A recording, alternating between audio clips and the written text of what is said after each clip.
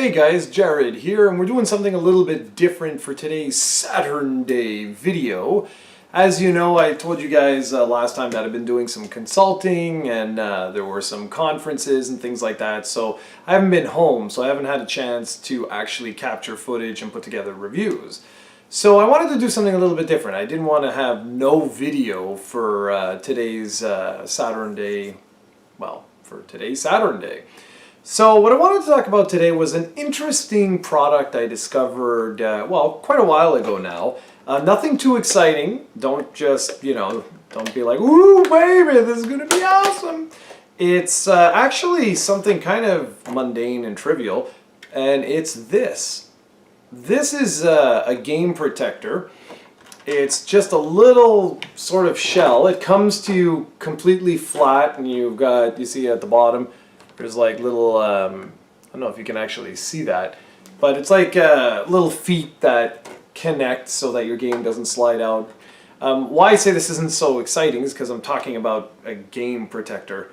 But what's so cool about this is that, especially if you are like me and you've moved or you plan on moving, these things can really help protect your games from scuffing or scratches.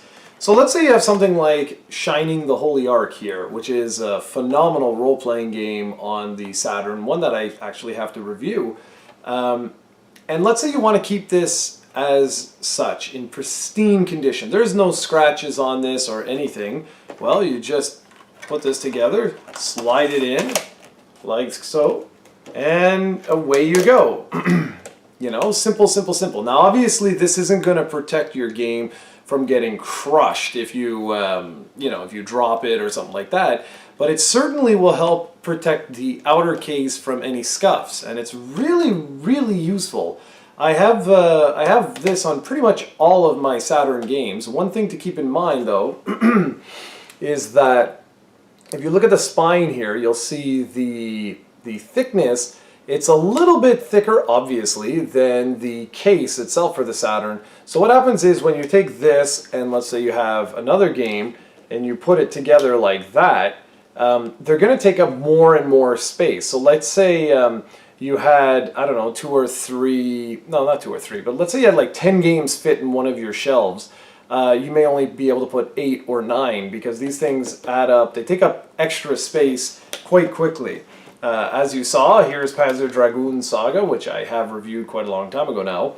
But there's another one that I like to keep. Well, like I said, I like to keep just about all of my Saturn games in these cases. They go for about $1 each. You can get them cheaper if you buy like in bulk. So if you buy 25, it's not going to cost 25 bucks. It might cost like, 20, something like that. Because they come to you flat and you just have to put them together, it takes 2 seconds to do. Shipping is really not an issue. You can get like a lot of them shipped for like $5, $6, something like that. What's great with these is that they also make these for all the old Nintendo, Super Nintendo, N64, Game Boy, etc. And those are really useful to get. This is a plastic case, so it's a plastic shell, so it's not that bad. I just like to have these protective cases to protect against scuffing, like I said. But for cardboard-based games, it's a whole other story. I'm just seeing if I have one. I do have one right here. All right, so let's say you want to protect something like Warlocked. All right, this is a great real-time strategy game, by the way. It's phenomenal. Same deal. It's thick on the sides here, and it can help protect your games. Now, these for Game Boy games or any game that that has a really flimsy sort of box, I really highly recommend these sort of game protectors. They're fantastic, and in particular, since it's Saturday, I do recommend people pick these up for their Saturn games because it really does help keep your games in absolute mint condition, especially for the collector in you. You really can't go wrong, especially given the low entry cost. And of course, all of them vary. Like I said, the Warlocked one here, the Game Boy, Game Boy Advance, Game Boy Color protectors, they're around the same price, so it doesn't really matter which system you get it for.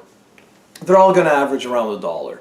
So like I said for today, it's pretty much all I wanted to show you. I'll leave a description leave a description. I'll leave a link in the description below to let you know where I pick them up. I'm not endorsed or anything by any of the folks on eBay, but that's where I picked mine up, and it doesn't really cost much money at all. So yeah, I hope I introduced you to something maybe useful, maybe not. Hoping that things will get back on track next week with a review of, well, I'm not going to tell you, it'll be a surprise. All right, guys, that's it. So we'll be back to our regular scheduled content next week. Take care, everyone.